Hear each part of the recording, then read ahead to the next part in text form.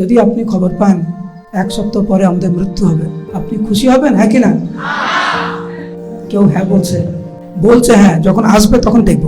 পরীক্ষিত মহারাজ অভিশপ্ত হলেন। আর যখন উনি খবর শুনলেন 7 দিন পরে ওনার মৃত্যু, ভগবানের বিশেষ আশীর্বাদ রূপে স্বীকার করলেন। তৎক্ষণাৎ ক্ষণিকের মধ্যে 612 পৃথিবীর সম্রাট উনি, সমস্ত ঐশ্বর্য তথাকথিত লাভ, পূজা, প্রতিষ্ঠা সবকিছু মুহূর্তের মধ্যে ত্যাগ করতে বিন্দু মাত্র দ্বিধাগ্রস্ত হলেন না।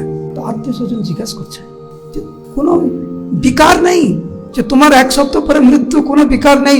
পরীক্ষিত মহারাজ বললেন, আমার মতো সৌভাগ্যবান কয়েকজন আছে। এটা ছিল পরীক্ষিত মহারাজের উত্তর।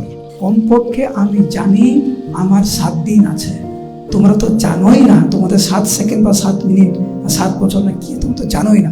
কমপক্ষে আমি জানি, সেই জন্য ভগবান আমাকে বিশেষ কৃপা করেছেন যাতে আমি প্রস্তুত নিতে পারি।